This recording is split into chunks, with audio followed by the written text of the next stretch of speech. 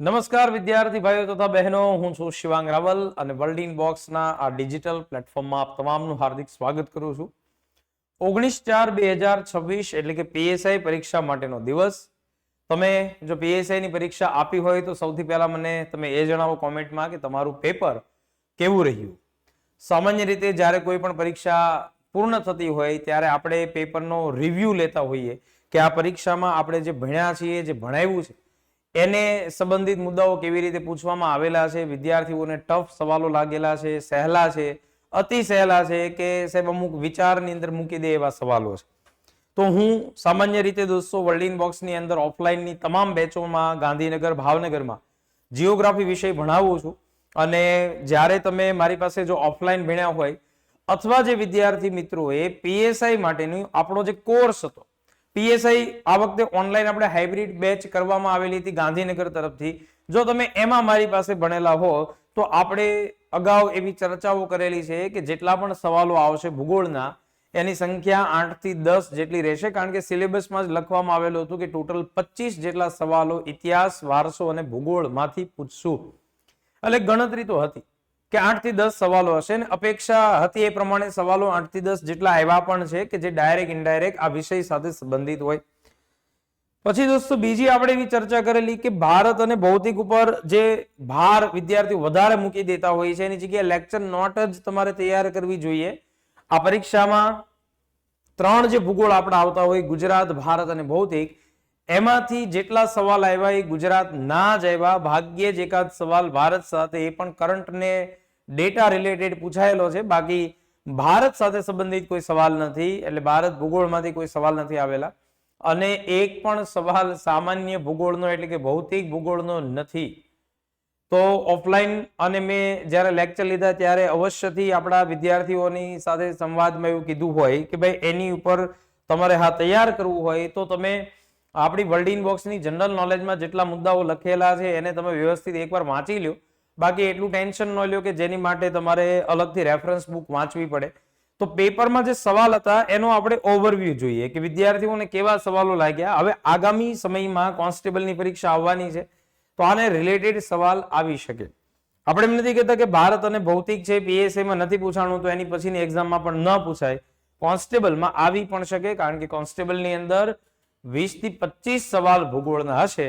અત્યારે 8 થી 10 હતા. આપણે એક નજર કરીએ છીએ સોલ્યુશન ઉપર કે જો તમે પેપર આપવા માટે બેઠા છો તો આપણી પરીક્ષાની અંદર તમારે કેવા કેવા સવાલો છે એનો સામનો કરવો પડ્યો હોય. સૌથી પહેલો એક સવાલ છે, નીચેના પૈકી 2025માં કયા સ્થળને ગુજરાતના પ્રથમ જૈવ વિવિધતા હેરિટેજ સાઇટ, જૈવ વિવિધતા હેરિટેજ સાઇટ હોય ને દોસ્તો એને બાયો હેરિટેજ સાઇટ તરીકે ઓળખવામાં આવે, એટલે કૌંસમાં BHS તરીકે જાહેર કરવામાં આવેલું છે. સાહેબ એનો સીધો જવાબ જ આપણે બાકીના ઓપ્શનને જોઈએ એની કરતા જ ખબર પડી જાય. આપણે આવું લેક્ચર નોટમાં પણ ભણ્યા હોય જ્યારે મેંગ્રુવ છે જંગલોની આપણે ચર્ચા કરતા હોઈએ. મેંગ્રુવ જંગલો દોસ્તારો માત્ર ને માત્ર દરિયા કિનારે થાય આવી આપણે ચર્ચા કરી હોય. હવે આ મેંગ્રુવ જંગલો જો દરિયા કિનારે થાય તો એમાં કચ્છ જિલ્લામાં લખપત તાલુકો છે, એ લખપતની અંદર આવેલું એક ગામ છે જેને આપણે ગુનેરી કહીએ. હવે આ ગુનેરી ગામની ખાસિયત શું કે સાહેબ એ ઇનલેન્ડ એટલે દરિયા કિનારાથી દૂર. સામાન્યતઃ મેંગ્રુવ કચ્છમાં કે ગુજરાતમાં કે ભારતમાં કિનારે જ થાય, અને આ જે ગુનેરી ગામ છે એ કિનારાથી દૂર હોવા છતાં એટલે કે દરિયાથી દૂર હોવા છતાં જમીનની અંદર ઇનલેન્ડ મેંગ્રુવ ધરાવે એટલે એને દરજ્જો મળ્યો. અને આપણે ત્યારે એવું 100% કીધું હોય કે આ પૂછાય કે એવું છે, ઓલરેડી એકવાર પૂછાઈ ગયેલું છે એટલે પાછું પૂછાણું આપણી પરીક્ષાની અંદર મહત્વનો સવાલ છે. ચાલો એનાથી આગળ, નીચેના પૈકી કયું ખનિજ ગુજરાતમાં મુખ્ય ખનિજ તરીકે ઉપલબ્ધ નથી, એટલે કે સાહેબ આપણા ગુજરાતમાં મળતી હોય એવી ખનિજો. સાહેબ ગુજરાતમાં મુખ્ય જેટલી ખનિજો મળે છે એની સંખ્યા 29 જેટલી છે. અને આ જે ચેપ્ટર તમે અત્યારે ભણી રહ્યા આનો જે ટોપિક છે આ પીએસઆઈ ના છેલ્લે હમણાં જ્યારે મારો લાસ્ટ લેક્ચર હતો ને એની પહેલા એટલે કે છેલ્લા 2 લેક્ચરમાં ખનિજો છે એની આપણે વિગતોની ચર્ચાઓ કરી હતી PSI 1 અને PSI 2 ગાંધીનગર બેચમાં ઓફલાઈન માટે. અને આ જે આપણી હાઇબ્રિડ બેચ છે એમાં ડિજિટલ પણ આપણે ભણાવેલું હતું.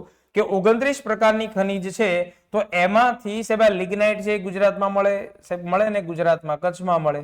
બોક્સાઇટ પણ ગુજરાતની અંદર મળે, એ પણ કચ્છ જામનગર વિસ્તારમાં, દેવભૂમિ દ્વારકા જિલ્લો છે એમાં આ બધી જગ્યાએ બોક્સાઇટ મળે. સાહેબ મેંગેનીઝ નામની જે ખનીજ છે ધાતુ છે એ આપણને પંચમહાલ જિલ્લામાંથી પ્રાપ્ત થાય. તો હવે અહીંયા આવે સવાલ અબરખ. આ 29 ખનીજોમાં મુખ્ય ધાતુ તરીકે આપણને અબરખ જોવા મળતી નથી. સાહેબ આ ક્યાં જોવા મળશે? અબરખ ઝારખંડમાં સૌથી વધારે જોવા મળે. ખનીજોનો સવાલ હોય આવી રીતે કોન્સ્ટેબલમાં પણ ખનીજોનો સવાલ આવી શકે.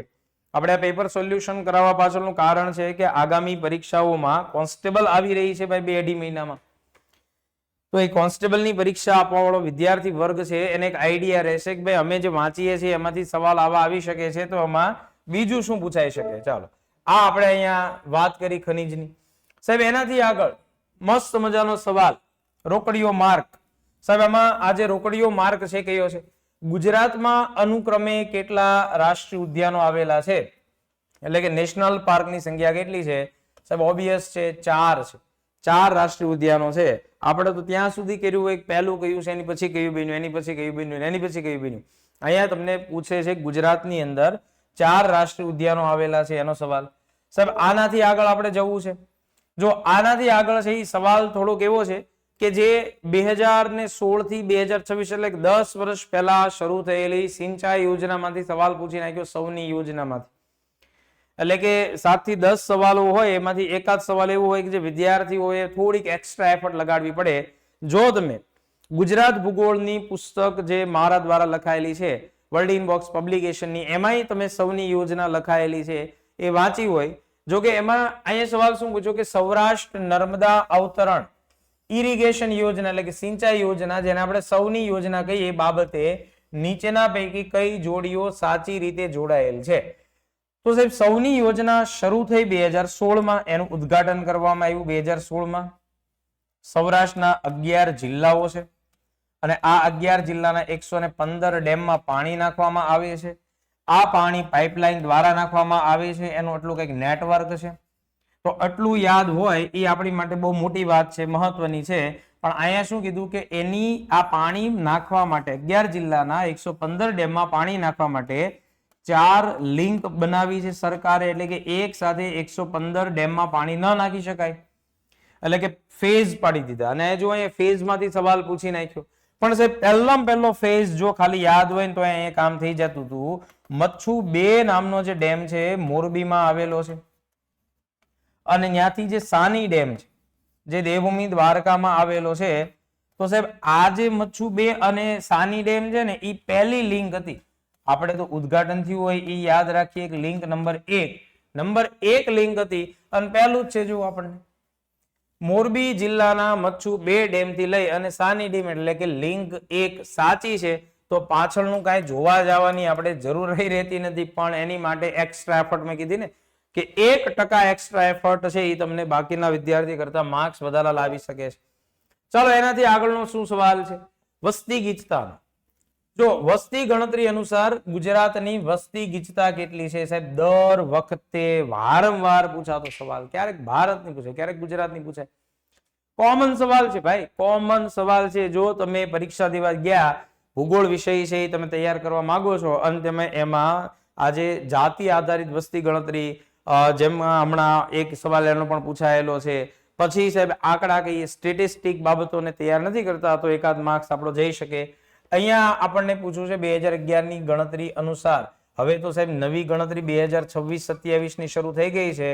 જ્યાં સુધી આનો નવો રિપોર્ટ આપણા હાથમાં નહીં આવે ત્યાં સુધી આપણે લોકોએ તૈયાર કરવા માંડવાનું છે. આ 2011 ની ગણતરી કરવાની છે. 308 વ્યક્તિ એક પ્રતિ ચોરસ કિલોમીટરની અંદર 308 જેટલા વ્યક્તિઓ છે એ વસતા હતા. એને આપણે વસ્તી ગીચતા તરીકે ઓળખીએ છીએ. સાહેબ મજાનો સવાલ છે ને, બહુ મજાનો સવાલ. આવા સવાલ પૂછે એટલે આપણો વિદ્યાર્થી છે એ પેપર આપીને બહાર નીકળે. જો લેક્ચર નોટ ક્લાસની અંદર બેઠા હોય, ભણ્યા હોય, જીકે ની બુક વાંચી હોય, ટેસ્ટ આપી હોય, આટલું કર્યું હોય ને વધારે બહુ જાજુ ન કર્યું હસતો બહાર આવે. આમ બહાર નીકળતો હોય ને ત્યારે એનો ચહેરો છે ને એમ એવો ખુશ હોય કે નહીં અમને મોટા ભાગના સવાલ એવા આવડ્યા છે કે જે બાકીના તમામ ઉમેદવારો કરતા વધારે માર્ક્સ આપણને લાવી શકે છે. ચાલો આ સવાલથી આગળ હજી આગળ આપણે જોવું છે. બહુ મજાનો સવાલ છે સાહેબ, નદી તંત્રનો. દર વખતે નદીઓમાંથી સવાલ પૂછે. પીએસઆઈ 2025 માં ડેમ પૂછવામાં આવ્યા હતા. કોન્સ્ટેબલ 2025 માં સાબરમતી નદીનો ઉદ્ભવ પૂછાણો હતો. અહીંયા ગુજરાતમાં નીચેના પૈકી કયા સ્થળે રૂપેણ નદી ઉદ્ભવે છે? તો સાહેબ રૂપેણ નદી તારંગાની ટેકરીઓમાંથી ઉદ્ભવે, મહેસાણા જિલ્લામાંથી ઉદ્ભવે છે. મહેસાણાની અંદર આવેલા ડુંગરો હોય એટલે એ બાય ડિફોલ્ટ અરવલ્લીની શ્રેણીનો ભાગ થાય. જો કે અહીંયા ટેકરીઓ લખાયેલું છે, પણ આપણે અરવલ્લી હોય, ગીર હોય, કચ્છનું નાનું રણ હોય. સાહેબ કચ્છનું આ ઓપ્શન કાઢવા વાળો વ્યક્તિ કાબિલે તારીફ છે કે કચ્છના રણમાંથી પણ સાહેબ અહીંયા કચ્છનું નાનું જે રણ છે એમાં તો એ અંત પામે રૂપેણ નદી અને ઉદ્ભવે ક્યાંથી સાહેબ? તારંગાની ટેકરીઓમાંથી. ઓકે સાહેબ, હવે આપણે એનાથી આગળનો સવાલ જોવો છે. 2011 ની વસ્તી ગણતરી અનુસાર ગુજરાત રાજ્યમાં નીચેના પૈકી કયું અનુસૂચિત જનજાતિ જૂથ સૌથી વધુ વસ્તી ધરાવતા બીજા ક્રમાંકમાં આવે છે? સાહેબ જો પહેલો ક્રમાંક નથી પૂછ્યો, આપણો છોકરો વાંચતો હોય ને વન લાઇનર વાંચીને ગયો હોય તો પહેલા જ અમુક શબ્દ વાંચે એટલે એને મજા આવી જાય કે સૌથી વધુ અનુસૂચિત જનજાતિનું જે ગ્રુપ છે એમાં તો સાહેબ ભીલ આવે. અને જો આ ભાઈ કોઈ કે ટીક માર્યું છે તો ભીલ છે, પણ અહીંયા બીજા ક્રમાંકનું જૂથ પૂછવામાં આવેલું છે. થઈ ગઈ ઉતાવળ. આવડતું હોય કોળીઓ અહીંયાથી વયો ગયો છે, કારણ કે આમાં જવાબ શું આવે સાહેબ? રાઠવા જે જાતિના લોકો છે એ ગ્રુપ છે. એ ગ્રુપ સેકન્ડ નંબર ઉપર આવશે અને સૌથી વધુ આપણને જે ગ્રુપ જોવા મળશે અનુસૂચિત જનજાતિનું જૂથ છે એ કયું જોવા મળશે? ભીલ. પણ અહીંયા બીજા ક્રમાંકનું જૂથ પૂછવામાં, સૌથી વધુ વસ્તી ધરાવતું બીજા ક્રમાંકનું જૂથ. જવાબ એમાં આવશે રાઠવા. બરાબર. જો આવા સવાલ પૂછી નાખે સાહેબ ઓલું કહેવાય કે હા વાંચવામાં પડી ગયો ફેર, અહીંથી કોળીઓ નીકળી ગયો. ચાલો એનાથી આગળ બહુ મજાનો સવાલ, બહુ મસ્ત મજાનો સવાલ પૂછ્યો ભાઈ. આની માટે આપણે ભરતી બોર્ડ છે એને કેવું જોઈએ કે નહીં તમે સવાલ લાવ્યા કંઈક ને કંઈક, અમને એમ મજા આવે કે અમે જે વર્લ્ડ ઇનબોક્સમાં ભણેલા હોય એ વિદ્યાર્થીને થવું જોઈએ કે સાહેબે ભણાવ્યું એમાંથી જ આવે છે, તો આવું તો પૂછાવું જ જોઈએ. આ જે કાંકરેજી અને જાફરાબાદી છે ગુજરાતની નીચેની કઈ જાતો છે? પશુ, માછલી, ભાષા, બોલીઓ અને ચોખા. સાહેબ એ શું છે? પશુ છે. કાંકરેજી ગાય અને જાફરાબાદી ભેંસ. કાંકરેજી ગાય અને જાફરાબાદી ભેંસ. આ કાંકરેજી ગાય છે એ કયા વિસ્તારમાં જોવા મળશે? સાહેબ બનાસકાંઠા, જેમાં કાંકરેજ પ્રદેશ છે, અને જાફરાબાદી ભેંસ છે એ આપણને અમરેલી ક્ષેત્રમાં જોવા મળે છે, એટલે કે અમરેલી. બરાબર છે, સમજાણું છે અહીં સુધી તમને? ચાલો એનાથી આગળ આપણે હજી પાછું એક નજર કરીએ. કેવો સવાલ છે? બહુ મસ્ત મજાનો સવાલ, બહુ મસ્ત મજાનો સવાલ. સાહેબ કઈક સવાલ છે, નીચેના પૈકી કયું ભારતનું 107મું રાષ્ટ્રીય ઉદ્યાન બન્યું છે? ભારતની અંદર બનેલું હોય એવું 107મું તો એ છે સિમલીપાલ રાષ્ટ્રીય ઉદ્યાન. સાહેબ આ સિમલીપાલ આવેલું છે ઓડિશામાં. ભારતમાં 106 રાષ્ટ્રીય ઉદ્યાન હતા, પણ સાહેબ સિમલીપાલ છે એને કેન્દ્ર સરકાર તરફથી એવી રીતે એને કેન્દ્ર સરકારમાં મોકલવામાં આવેલું હતું ઘણા લાંબા સમય પહેલા, પણ એને ગણવામાં આવે, એની ઓળખ કરવામાં આવે, એને રેકોગ્નાઇઝ કરવામાં આવે એઝ અ નેશનલ પાર્ક, એ કામ થાય છે 2025માં. એટલે આ સિમલીપાલ બની ગયું ઓડિશાની અંદરનું અને આપણા ભારતનું સૌથી છેલ્લું, એટલે કે 107મું છે. ભારતનું પ્રથમ અહીં પૂછાઈ શકે, ભારતમાં સૌથી છેલ્લે બનેલું પણ પૂછાઈ શકે. હું પૂછાઈ ગયું સાહેબ? કરંટ સાથે જોડાયેલો મુદ્દો, છારીદંડ પક્ષી અભયારણ્યને, જો કે છારીદંડ ને પક્ષી અભયારણ્યનો હાલ એવો દરજ્જો ઓફિશિયલી સરકારે નથી આપ્યો. એ કન્ઝર્વેટિવ રિઝર્વ એટલે કે એક સંરક્ષિત જગ્યા છે.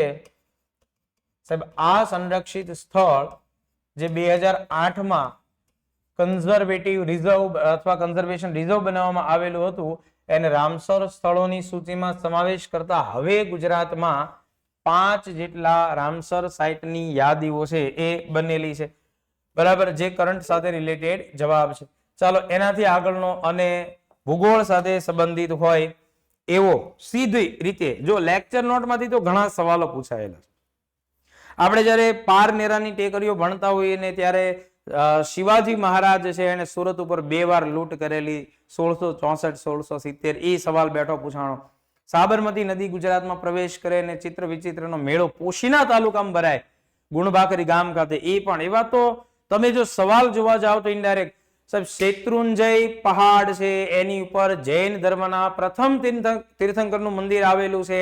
આવો ઉલ્લેખ પણ આપણે લેક્ચરની નોટમાં કરેલો હશે, એ પણ પૂછાણો.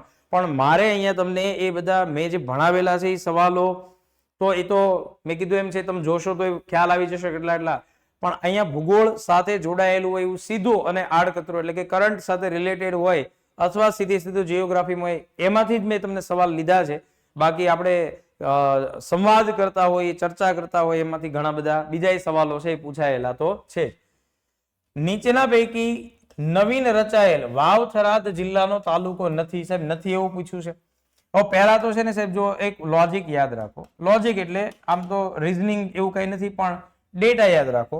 બનાસકાંઠા, આમાં બનાસકાંઠામાં 14 જેટલા તાલુકા હતા, એટલે સૌથી વધારે તાલુકા ધરાવતા જિલ્લા તરીકે બનાસકાંઠાને આપણે ઓળખતા. આ બનાસકાંઠાનો 2 જિલ્લાનું વિભાજન થઈ ગયું. એક પોતે બનાસકાંઠા અને બીજો બની ગયો વાવ-થરાદ. હવે અત્યારે હાલમાં સ્થિતિ કેવી છે? બનાસકાંઠાની અંદર 10 તાલુકાઓ છે અને વાવ-થરાદમાં 8 છે. તો 10 ને 8 થઈ ગયા 18. તો એનો મતલબ શું થયો કે સાહેબ નવા 4 તાલુકાઓ છે એ નવા સરકારે હમણાં બનાવ્યા, બરાબર.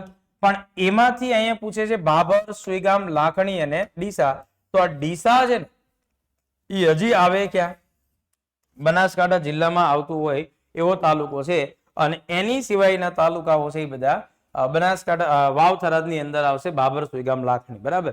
તો આ છે આપણા જીઓગ્રાફી સાથે સંબંધિત પીએસઆઈ નું પેપર. ખૂબ સરસ રીતે તમારું પેપર ગયું હશે. મને અપેક્ષા છે કે સૌથી વધારે સારા માર્ક્સ આપણા સ્ટુડન્ટ્સ, આપણી યારે જોડાયેલા વિદ્યાર્થીઓ, ગુજરાતભરના તમામ વિદ્યાર્થીઓ કે જે અત્યારે મને ઓફલાઈન અથવા ઓનલાઈન ભણી રહ્યા છે, ખૂબ સારી રીતે તમારું પરિણામ આવશે એવી શુભેચ્છાઓ છે. મળીએ આની પછી કોઈ નવા વિડીયો સાથે. Thank you very much. જય હિન્દ.